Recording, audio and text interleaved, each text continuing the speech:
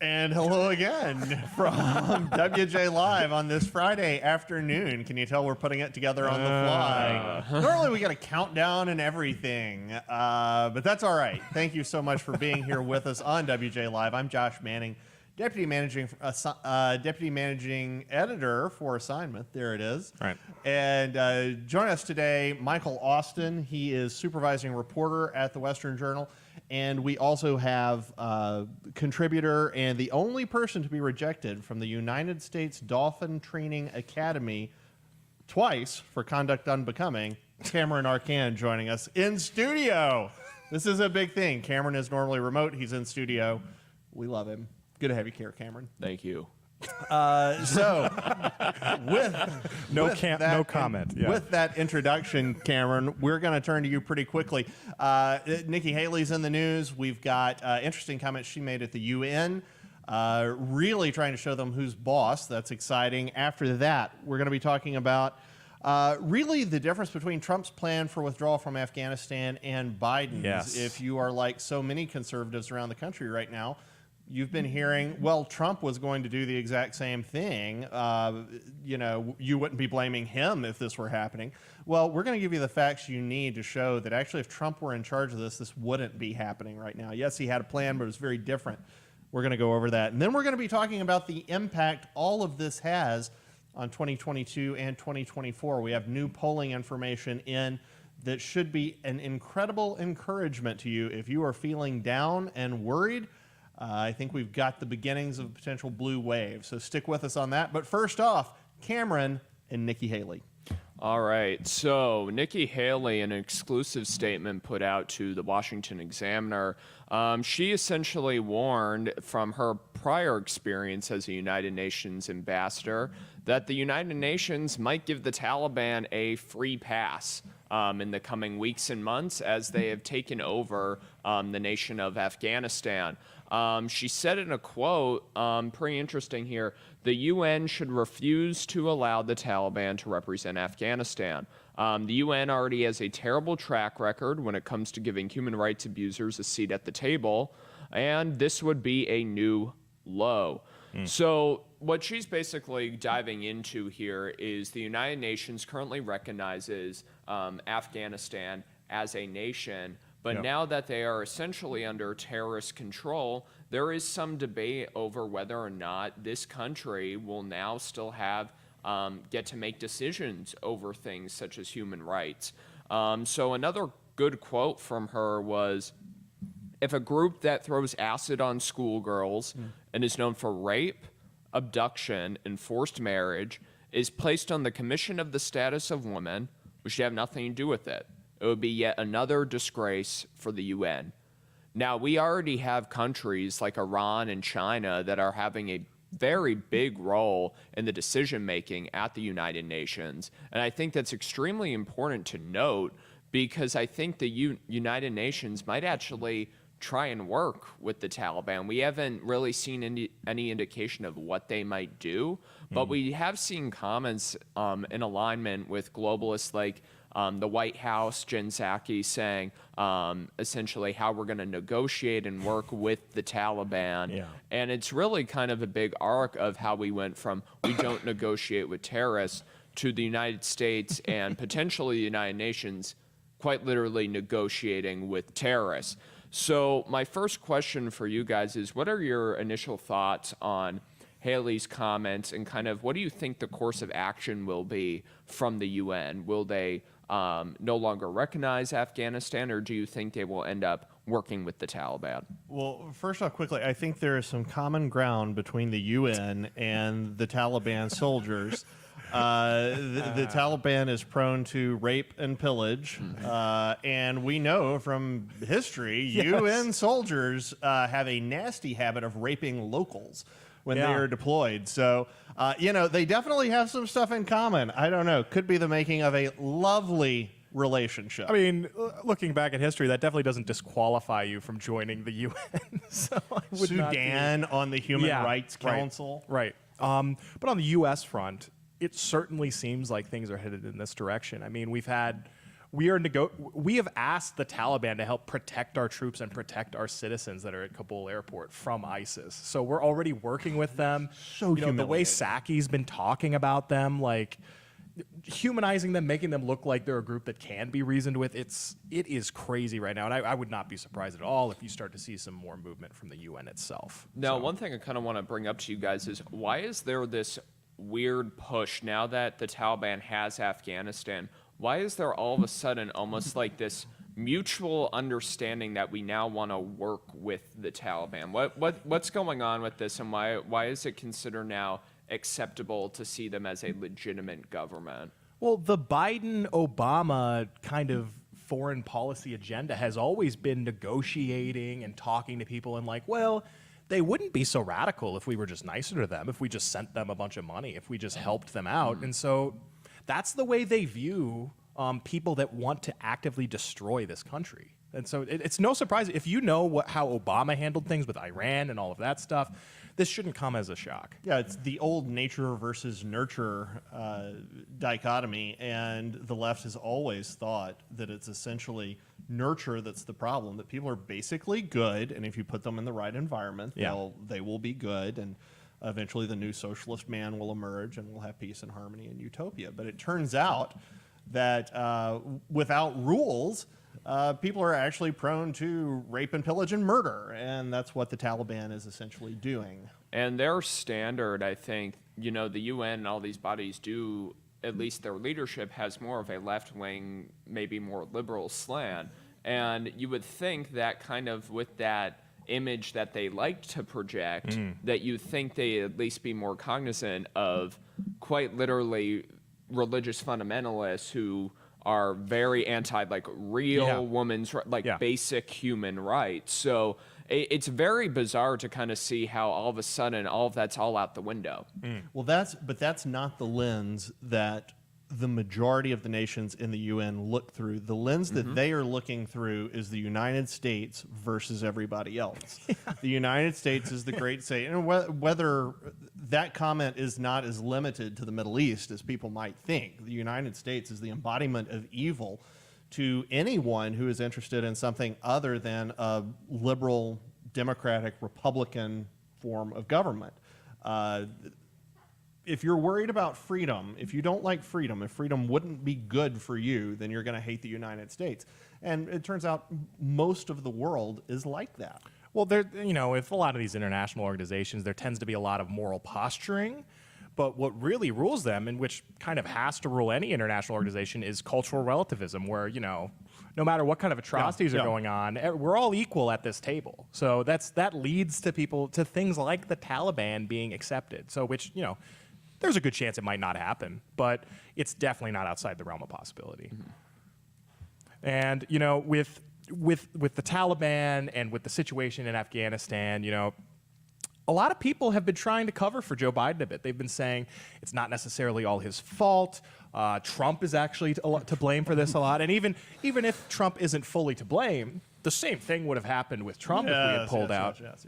Trump started this. He was the one who wanted to pull out originally. And I think the perfect tweet I've seen about this, Andrew Klavan put it out, and it basically just busts a lot of these narratives that have been said about this situation. We're going to pull it up for you guys here in a second.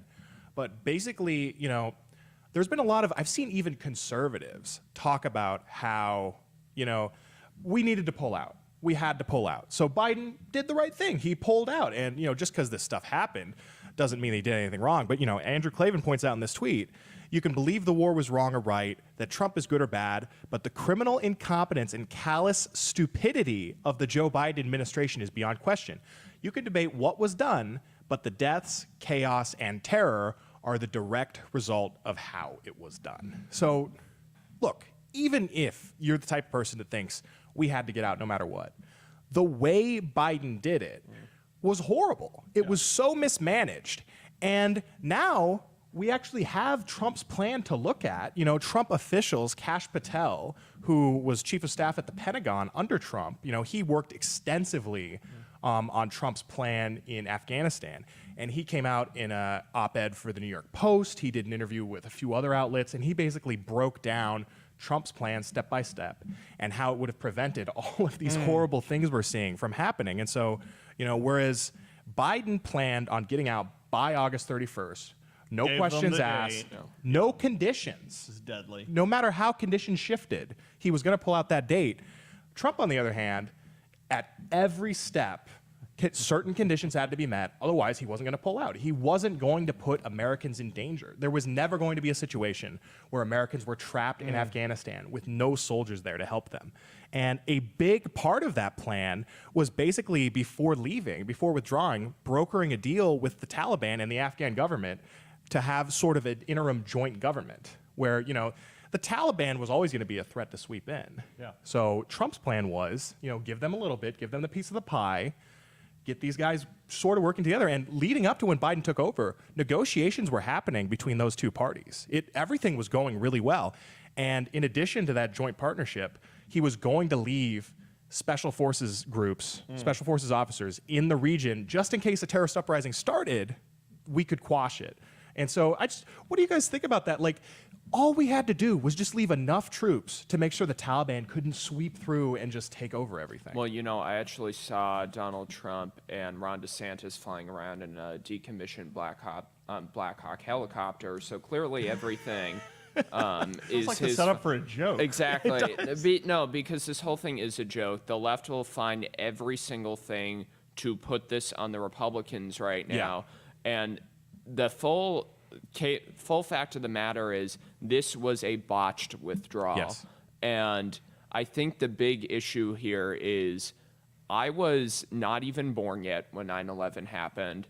When the war in Iraq and Afghanistan started, I was a toddler. I was a baby, pretty much. And the people who are dying, the 13 plus soldiers who died, they were 20. A lot of them, are. I'm not going to be surprised if I see an 18-year-old in that mix.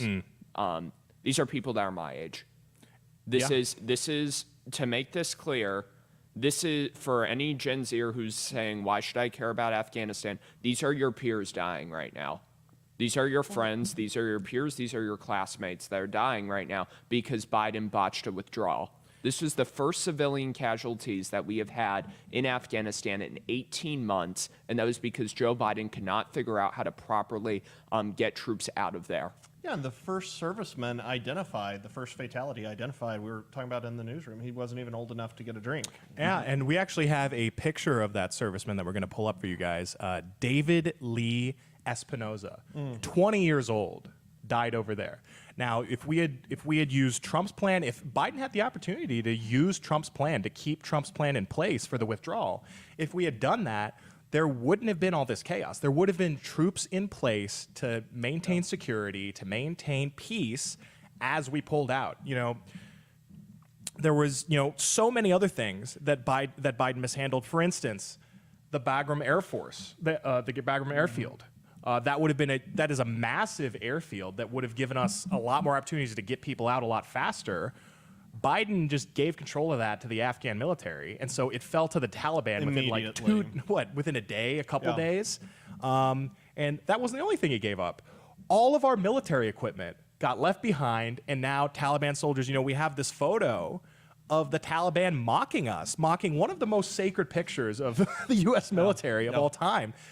They are wearing and holding U.S. military gear as they put up that Taliban flag. Like, that is crazy. And again, military officers, one of the first things they're taught, we actually have a veteran in the office, and what he informed us, because he's trained a lot of other soldiers, is that one of the first things they're taught is how to use a grenade, how to use a thermite grenade, and how to blow up their equipment that they're leaving behind so that the enemy doesn't get it.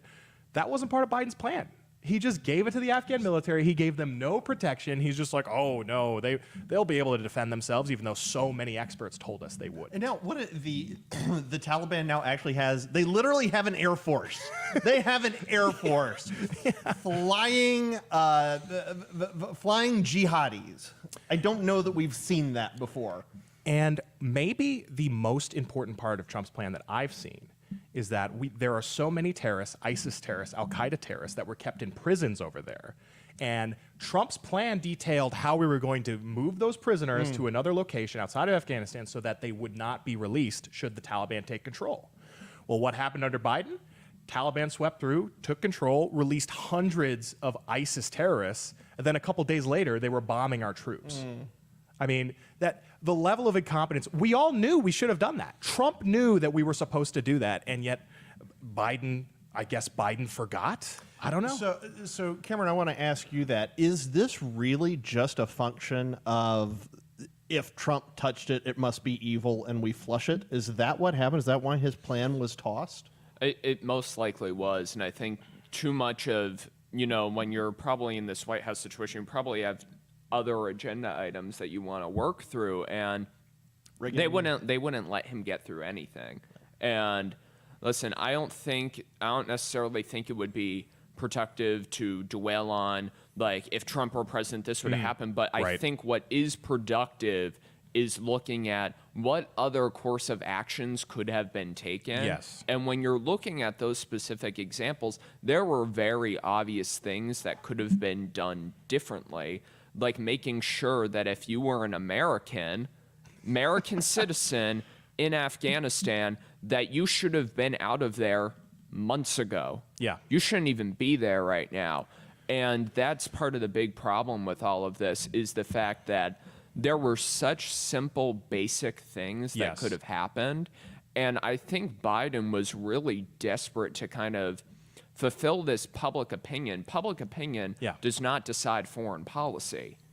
And I think he let the public opinion of it guide this. Now, I'm not saying that we shouldn't have listened to when people were saying we should have withdrawn our troops. I think we should have, but I think it was very lazy in how everything was executed, because it was just an attempt to police. So what Biden has been doing is he's been saying, oh, well, these consequences have just been delayed. There were things we could have done. And I think when I keep going back to the whole, there have not been casualties there in a year and a half. And then, of course, when you open up a vacuum within hours of starting to get people out of there, you are seeing 14, 13, God knows how many people that have been killed, Americans, and then you have Afghans who are being killed as well. Yeah. That's unacceptable.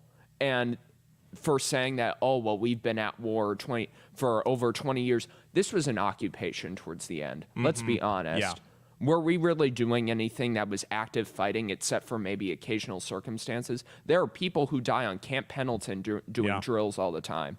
Yeah. Give me a break. And just the biggest thing that I keep having to come back to is it didn't have to be this way. Like, the reason that this all devolved out of hand, and this is what Kash Patel kind of talks about, is Biden was so set on this August 31st date, on getting out before 9/11 came back around, when in reality, circumstances change all the time, especially when you're dealing with volatile groups, with the instability we see in the Middle East. You have to be willing to be flexible to make sure that every step is methodically laid out, that all Americans, they're definitely going to be out before we withdraw the last of those troops. And Biden was more concerned with the PR move of getting out before 9/11 than he was anything else. So that's a great observation. Let's compare a couple of scenarios. Compare what happened when Donald Trump went across the street to the church during riots in D.C. and took a picture with a Bible. Yeah. Think about how the media portrayed that as nothing but a photo op, and they lied. We now know they completely lied about it. That there were not flashbangs used to clear people out. That they had already been cleared out. There was a repair operation going on in the area. The media went ballistic over that photo op, and what Biden has done is sacrificed an entire country. And now, what's the number? Is it 15 right now that we're at? Last I saw was 13 or 14. 13 or 14 servicemen, plus who knows how many Afghan lives. Yeah, civilians. And who knows how many American civilians' lives that we don't know about yet. He has sacrificed all of that essentially for a photo op, or arguably to avoid a photo op that would have looked bad. And so now what we have is something infinitely worse. And before we move on from this, I want to ask you guys a quick question. Wednesday, I think it was Wednesday when you and I were on last, we were talking about the Biden campaign being one photo away from losing 2024. And I'm curious, Cameron, has that photo been taken yet? do we have the footage necessary? Do we have the footage that will destroy the Biden campaign going forward yet? It's an interesting question, but I would say I think as we see more things that come out of Afghanistan, once we really kind of get an idea, it's going to be we're already getting an overwhelming amount of things that have just been absolutely obscene that we're seeing. And I think the amount of stuff, I think it just depends how much Americans will really care about how foreign policy kind of goes. But I think for a lot of us, that picture has already been taken. And we thought it might have been taken a couple months ago. We thought it might have been like things like inflation. We think it might have been all these different things. And then an entire country just gets thrown in the trash. Is so unpredictable. So unpredictable. I mean, unfortunately for me, I just think that the establishment media does such a good job of running interference. Like, I've seen so many horrific pictures. You know, the pictures of the bombing sites, the suicide bombing sites with all of those dead bodies. They're just absolutely horrific. But unfortunately, with the way the media hasn't been, like, you know, covering for Biden 100%. There are plenty of even they are left-leaning places that have been somewhat critical.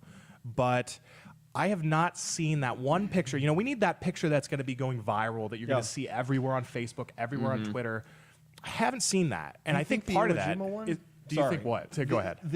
I'm wondering if that was it. When we were watching thought that would be I was thinking about that, Yeah. and I was thinking about, was it the Pentagon spokesman who said, well, we're asking the Taliban for help. Yeah. I was thinking those two are going to be just deadly inadequate. I just don't think with all those pictures, I think they've done a good enough coverage up. You know, he's losing support pretty steadily. Yeah. But I haven't seen that one picture that you can just look at and you know that's Joe Biden. Yeah. Unfortunately. Yeah. So I think sadly, there's a good chance that that's coming in the coming days. This is not going to get better, folks. It's going to get worse. Because, I mean, look, it was stable when it was reasonably stable when we were there. We're in the process of pulling out, and things are crazy right now. Imagine once we leave. You saw on the tarmac what was happening as that last American, I don't know if it's a C-130 or what, was taking off. I mean, people... Look, you don't cling to the outside of a plane hoping to fly across multiple countries to get away from it if you're excited about what's going to happen in your own country. They're terrified. You know, I it read will get worse. One journalist who was talking about that, who was actually from that region, native to that region, and she was saying, you know, if you knew the type of thing that happens under Taliban rule, you would see that as completely logical decision to hang on to that plane to try to escape. So. Well, and then was it the White House that noted that the Taliban, you know, they're not as extreme as ISIS-K, so that we need their help. Of course. We can't have the real extreme guys come in. So, that is the state of things. And so then the question becomes, for the United States, what does this mean about policy? We know that politics is driven, really since the Clinton administration, more than anything else, is driven by polls. And we have got new polling info in from Trafalgar. They conducted polling that, interestingly, fellas, this polling session wrapped before things went absolutely crazy in Afghanistan. So we were starting to see issues, but what we're about to show you is only going to be amplified. And when I was putting this story together, I think I titled it something along the lines of, this may not be a red wave that's coming, it could be a red tsunami. So essentially, let me set the stage for you. First off, Trafalgar does respected polling. They looked at a number of Democrats, Republicans, and other or not affiliated people, talked to them, and they asked them about their optimism for the country. If you can put up the first slide, this is what the no party, other independent folks, this is how they responded. And if you look off to the right there, you can see the aggregate. 32.8% of those people are optimistic about where the country's headed. 62.9% are worried. They are not optimistic about where the country's going. Now, this is really interesting. So it's 62.9 and 33.4. If you ask the GOP, it's identical. 65.4% of Republicans are not optimistic. 21.9% are not very optimistic. So it's not identical. It's very close enough for government numbers anyway. So, guys, we've always talked about, well, political analysts have always talked about how it's actually the middle that decides elections. It's the independents. You know, you kind of know maybe how 30 or 40% are going to vote. You kind of know how 30 or 40% are going to vote. It's that 20 to 40% in the middle that kind of decides things. Rush always disagreed with that. There are a lot of people who don't. If that idea is true, then this is an absolute disaster for the Democrat Party, especially going into 2022 when so much is on the line with the Senate and the House. Cameron, I look at these numbers and it looks to me like fully 2/3 of independents essentially see the world, for practical purposes, see the world the same way Republicans do. If you were a Democrat strategist right now, would you be worried by this? I probably would, and I'd also be worried about whatever new variant comes along with coronavirus. Yeah. And I honestly think a lot of that optimism, pessimism question has to do with COVID, because we're still kind of in like this weird twilight zone type of situation where it's, I believe it was the governor of Oregon who said the other day that even if you're vaccinated, you have to wear a mask outside. Yeah, like outside. That's where we are as a country still. And well, I hope he's enforcing it with the rioters. And I think it depends on like what state you live in, but I think a lot of people are feeling very pessimistic because we're still kind of stuck, I think we're going to have this pandemic for years, but it's this pandemic mindset that I think is crushing the soul of Americans. That the media is promulgating. As far as I know, we're the only publication out there that's actually, we are publishing a COVID tracker that we update regularly that actually shows you the fatality rate. The establishment media loves to talk about cases. Good heavens, cases are skyrocketing. We're in trouble. I was reading an article today, and the headline was, over 1 million cases of COVID in Arizona. Okay, now let's compare that to deaths. I can guarantee you 1 million people in Arizona have not died of coronavirus, and I feel like that should be worth noting. It is worth noting. And that was the feedback we got when we put the COVID tracker up. Finally, somebody's being honest. We put the COVID tracker up. You know, I looked at some outlets and how they were covering COVID, and it is amazing. You know, I looked at the New York Times. They do regular updates on COVID daily, and the standard shifts constantly. For a time, it's the number of deaths. Then it becomes the number of cases. Then it becomes percentage of this or that, and the standard is always shifting because they want to keep the fear as high as possible. And, you know, not necessarily because they're corrupt and they actually want people to be afraid. Sells papers. Yeah. Completely, you know, greed is always, you can track it back to that 9 times out of 10. Follow the money. Follow the money. That is. And if you talk with people, you have a lot of people who are absolutely terrified of this Delta variant because they have been spoon-fed every single talking point by the establishment media on this. And I think, I'm not saying people shouldn't be aware of different things going on with COVID. I'm not saying those certain things, but I'm just saying the level of fear is totally bought and sold by the media. And I think, you know, with those narratives, like the independent, the average American, their views line up with the right. 100%. You know, with that, with wokeness, with so many things that are happening right now, people are getting pushed to the right. And I think the only impediment we'll have from just absorbing all of those people and having a massive red wave is going to be having someone in the party like a Trump who's just a little unlikable. He's hard to digest, and he'll scare some people off. But, you know, if we have someone instead of him as the face of our party, I like Trump. I think he's brought us in a good direction up until now, but we really need to move on if we're going to capture these independents, if we're going to push forward that red wave. Because the reason why the Democrats have been so successful in the midterms and in competitive races, I remember when we were doing campaigns in the 2020 election, my candidate would essentially, his opposition would connect like state senator with the president. With Trump, And in a competitive district in Orange County, that didn't work. It didn't it didn't work for the Republican candidate, because if you keep tying it to someone that's unlikable, that's going to kill us in those competitive districts. So I think the GOP needs to have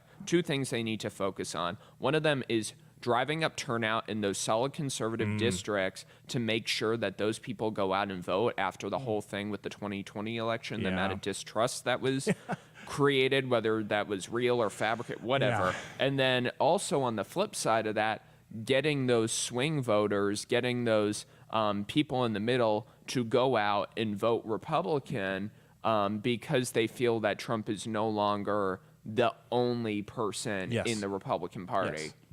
And I think that's happening.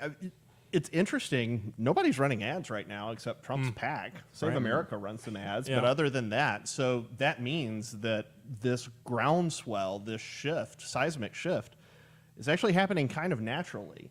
And it's going to be very interesting to see where this lands us. I wanted to ask you, you started sort of creating an outline of the kind of candidate you would like.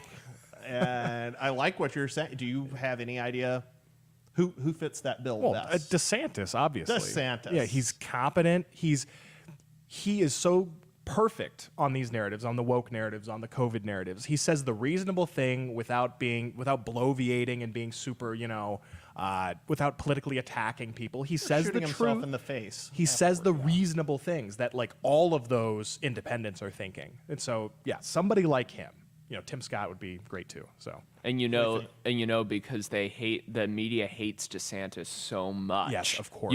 He's probably doing something right when you can objectively look at the things DeSantis is saying and being like, oh, that's not so crazy. And then seeing the way the media responds. They hate him with a burning passion because they know he is such a huge threat, because they basically got all kind of the policy, all the meat that Trump had, without the circus, pretty much, without the gold plating, and it was pretty much that. That is what Florida won't be able to do anything right for the next 3 to 4 years. They will not be able to do anything right until Ron DeSantis is either if he loses the governor race, I don't think he will, or if he decides to get out. Whatever happens, Florida is always going to be in the wrong. It's always going to be seen as this like pandemic hell, pretty much, where like everyone says death Santa. It's ridiculous.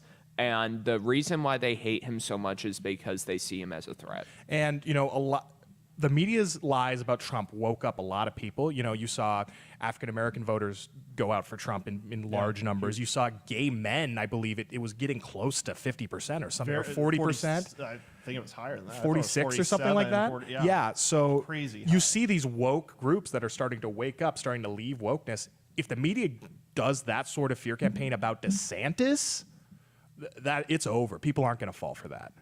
So that is a good note to wrap this broadcast on, and the week. That's not a bad way to start your weekend, folks. I do think there is a red wave building. Yes. It is, and when we talk about potential candidates, DeSantis, Nikki Haley, Tim Scott, they're exciting people. I was talking about this with somebody else the other day. There's with my plumber, I think. I was talking about it with my plumber. God bless him. Joe Plumber. James R. James R., if you're watching, you were a great plumber. But we were just talking about how they have no bench. There's nothing. There's nobody there. There's nobody that they can run. So exciting stuff. That's it for us. That's it for WJ Live on this Friday. Thank you for joining us today and this week. We'll be back Monday. We're here every Monday, Wednesday, and Friday at 5 p.m. Eastern, 2 p.m. Pacific. If you're watching us on YouTube, be sure to click the subscribe button. That's going to make sure you get notified when we go live. Also, if you would like to support us in a more direct way, we're grateful for you watching. We're grateful for you reading our pieces. If you feel led to partner with us, there are a couple of options you've got over at westernjournal.com/join. It's westernjournal.com/join. They're really for the price of a Starbucks. You can help advance conservative journalism that really does tell the truth and is just honest about where we're coming from. We don't pretend to be unbiased. We are in favor of America. We are in favor of Christianity. We're in favor of conservatism.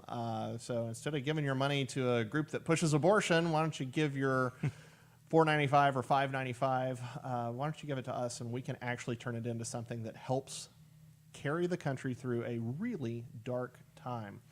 For Michael, for Cameron, it's great having you in the studio. We're glad you're here.